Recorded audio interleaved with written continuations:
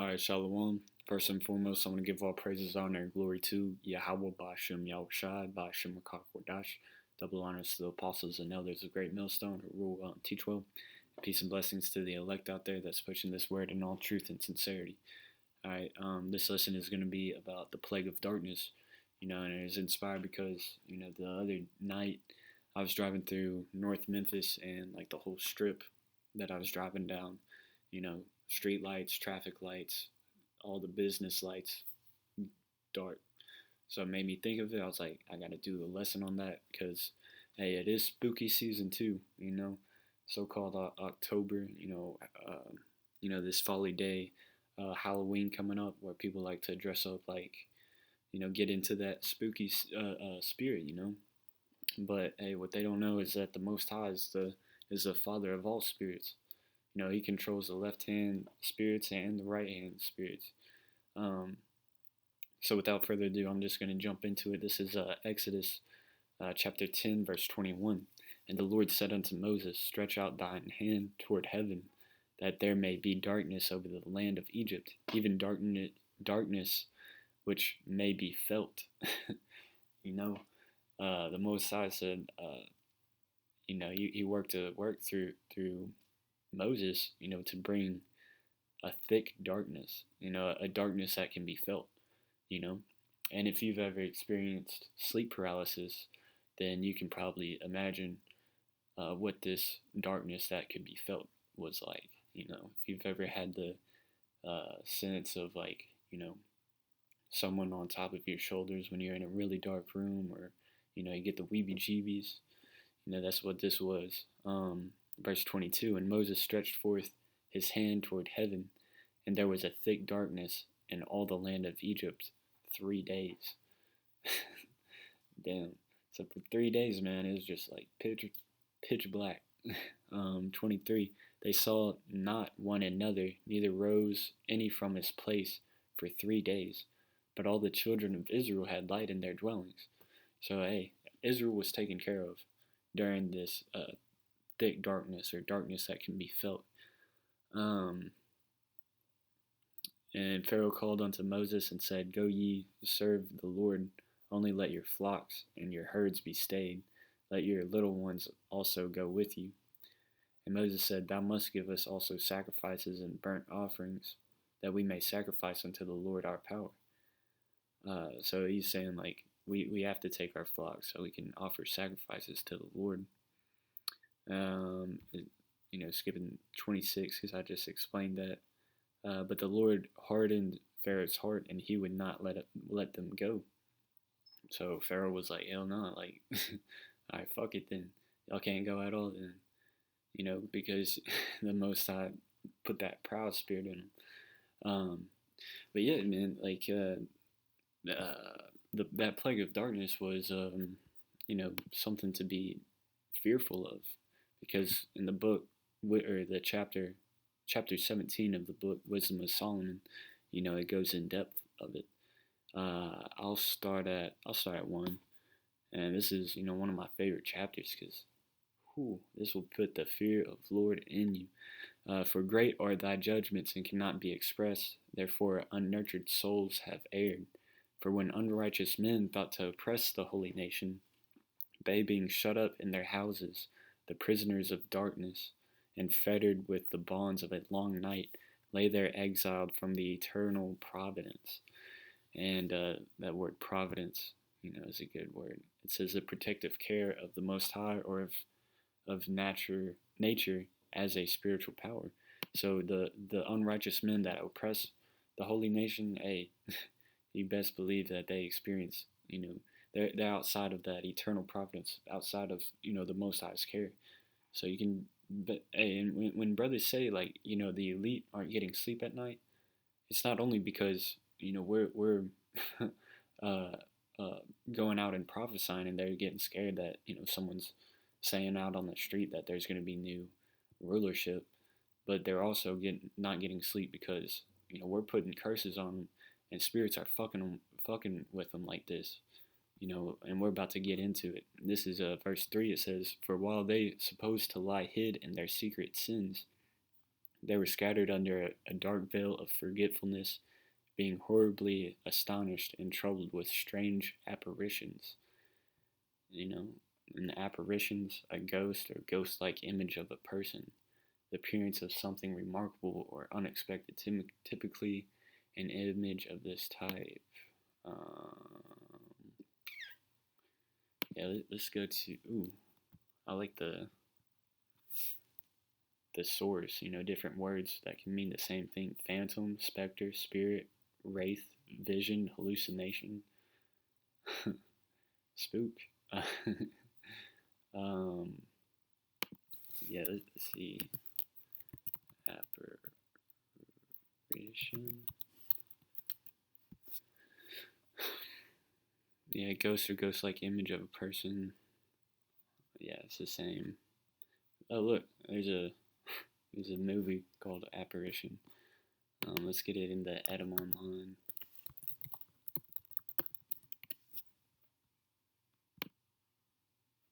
See if there's a better word. Supernatural appearance or manifestation.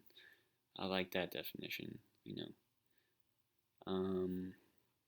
An appearance, attendance, service, servants. Because they are serving the Most High.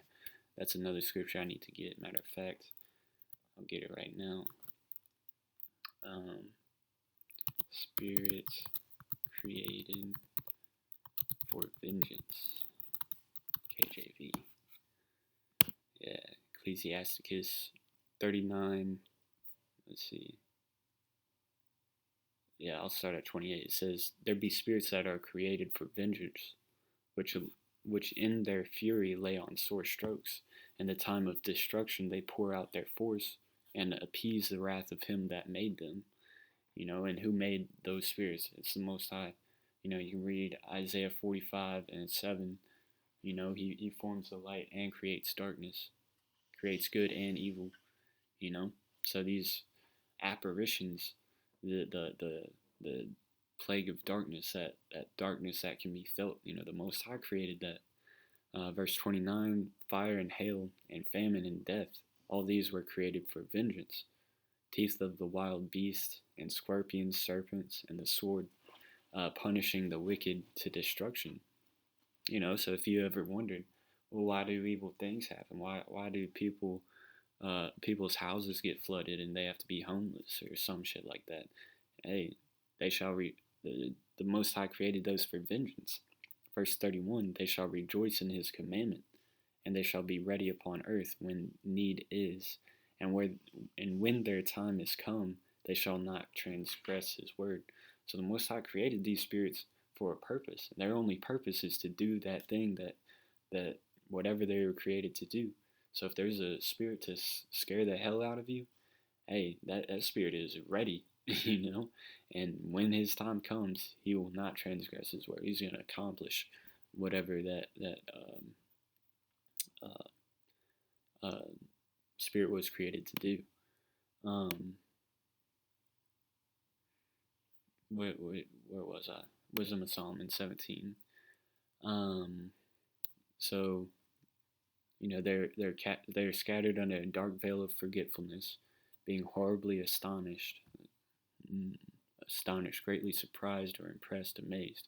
Not the good kind of impressed or amazed, but they're under forgetfulness, so they're astonished, like, what is going on, type of astonished, and troubled with strange apparitions. Hey, matter of fact, if you go long enough, if you go without sleep, you'll start bugging out and start hallucinating, because that's another word for apparitions, is a hallucination. So you can best believe that's something that they're kind of experiencing. Verse 4, for neither might the corner that held them keep them from fear. So whatever wall that they're holding on to, or the corner of their bed, or trying to feel around, they couldn't keep them from fear. So they probably knew kind of where they're at, but they're still in fear. But noises as of waters falling down sounded about them, and sad visions appeared unto them with heavy countenances. So, here it is, you can't see shit, and all of a sudden you hear noises of loud, as if water's falling down, so it might be really quiet, and then all of a sudden, whoosh, but nothing's over there.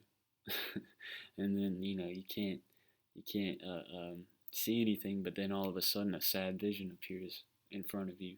You see like a baby dying, or some weird shit. You know how horror movies are. The Most High puts the spirit in those people to create horror movies. You know, so whatever horror movie you've seen, it ain't got nothing on the Most High. Verse 5, no power of the fire might give them light, neither could the bright flames of the stars endure to lighten that horrible night. So, they probably tried to peek their head out of a window and look up to the sky for, the moon or some stars or something, but nothing. They probably tried striking matches and burning themselves, but they couldn't see the flame that they were holding in. That's spiritual power, man. That darkness is spiritual power too. Verse 6, only there appeared unto them a fire kindled of itself, very dreadful, for being much terrified, they thought the things which they saw to be worse than the sight they saw not. So any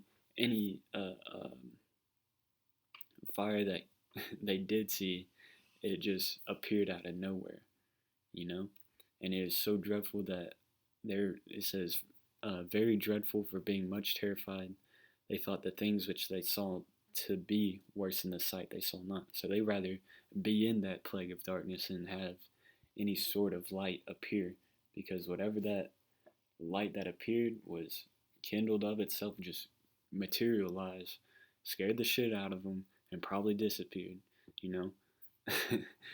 Verse 7, as for the illusions of art and magic, they were put down, and their vaunting in wisdom was reproved with disgrace, because, it makes me think of, because we, at Great Millstone, whenever we talk about that sleep paralysis demon, we tell you that that's a demon fucking with you. That's a spirit fucking with you. That's not sleep paralysis. That's a demon inside your house trying to fuck with you. Now, hey, if you're a man of the Lord, calling the name, that demon will flee. That's any type of demon, But, Esau would say, well, you're not getting proper sleep. You need to do this, that, and the third. You might need to take this before bed or do this once you wake up, so you'll have less episodes. It's just sleep paralysis. But no, man, that's, but that would fall under their vaunting in wisdom was reproved with disgrace. Same thing is going to happen, man, because these spirits are going to come back during Jacob's trouble. As for the illusions of art and magic, it might be like a fucking haunted house. The same spirit of them was probably back then. A haunted house where they have, animatronics and, illusions to make it look like they're hanging somebody, or, some weird shit like that. That was put down, man.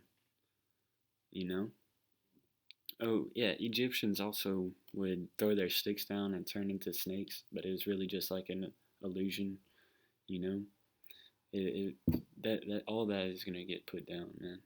Because it was before. The Most High can definitely do it again. For they that promised to drive away terrors and troubles from a sick soul were sick themselves with fear, worthy to be laughed at. So, hey, matter of fact, there's a new movie coming out. It's supposed to be like a it's supposed to be like about like a live stream of exorcist events. And then all of a sudden one time they go live and a demon actually gets possessed, because like most of them are fake, but then the one time they do it this time, like an actual demon is like fucking them over. And but this is now a movie. Verse 8 is now a movie. I forget what it's called, but I'll try to look it up after this video and put the link in the description, or just make a quick like 1 minute video and after this. For though no terrible thing did fear them, yet being scared with beasts that pass by and hissing of serpents. So so now now you're you're blind, and now you're hearing beasts and hissing of serpents. They died for fear, denying that they saw the air, which could of no side be avoided. So people just drop dead of fear for wickedness, and for wickedness condemned by her own witness is very timorous, and being pressed with conscience always forecasteth grievous things. So they were plagued with their own conscience, man. Their own conscience was, making their thoughts worse. Because here it is, these Egyptians didn't want to let the Israelites go, because they were being wicked about it, because they were whipping us for saying that to make brick, and there was no supplies to make brick and shit like that. Who knows what kind of things that they're fucking us over on. Actually, there's pictures. They're making us wash their dicks and doing all that almost shit. Um, but yeah, so they their own that the Most High put it in their minds for them to be condemned by their own wickedness, man. By their own conscience. Um, Verse 12: For fear is nothing else but a betraying of the succors which reason offereth. Yeah, because fear is something where it's is nothing else but a betraying of the assistance and support in times of hardship and distress. Yeah, because whenever you lean on something, you expect something to be there, or you skip a step expecting like a step to be there, and it's not there, then and all of a sudden it's not there. That's when your heart skips a beat. You're like, oh shit. Now imagine that on a mass scale. Here you are, it's dark. You go to a light, it's like, okay, well, it's dark as hell. Let me strike a match. Damn, my matches aren't working. Alright, let me go outside and see if any of the stars are up. No stars are up. Now here it is. Now you're hearing shit. Now you're finding an assistant. They're scared of shit. It's like, well, fuck. That's what that's saying. Verse 13, and the expectation from within being less, counteth the ignorance more than the cause which bringeth the torment. So now, the expectation from within being less, counteth the ignorance more than the cause which bringeth the torment.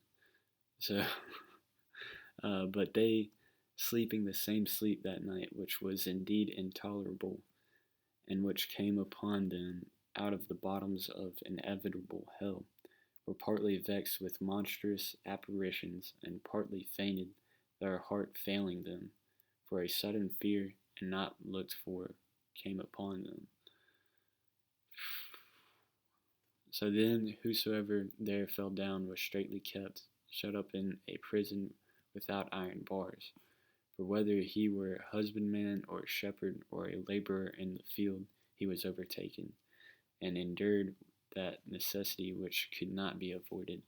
For they were all bound with one chain of darkness, whether it were a whistling wind or a melodious noise of birds among the spreading branches, or a pleasing fall of water running violently, or a terrible sound of stones cast down, or a running that could not be seen of skipping beasts, or a roaring voice of most savage wild beasts, or a rebounding echo from the hollow mountains.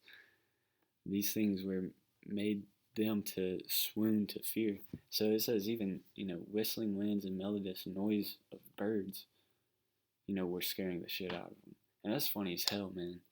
If you scare somebody with like something that's not even supposed to be scary, that is funny as shit. I remember this one time, my brother scared my other brother with a fart noise. He snuck up on him and he said, and he, it was the funniest shit because, hey, my brother like got scared as shit, man. Like he was cussing him out, and like me and my other brother were dying because he got scared by a fart noise. you know. Um, but that's how you know the Most High has a sense of humor, is because he's scaring these Egyptians with peaceful sounds. For the whole world shined with clear light, and none were hindered in their labor. Over them only was spread in heavy night an image of that darkness which should afterward receive them, but yet were they unto themselves more grievous than the darkness, you know? So going back to Exodus 10 and 23 at this part, it says, but all the children of Israel had light in their dwellings. So they were, you know, exempt from this plague of darkness. Yeah, because if you go to the 18th chapter and start, it says, nevertheless the saints had a very great light, whose voice they hearing and not seeing their shape, because they also had not suffered the same things, they counted them happy. So the saints, they were chilling during that scary ass time. They had the light. They had a light. Um, but they're hearing the screams of the Egyptians getting scared shitless. So they to them it just looked like the Egyptians were tripping balls. Like if you ever watch like a cheesy scary movie and you see somebody getting scared, you're like, man, what the fuck? Like it turns into a comedy, you know. Um,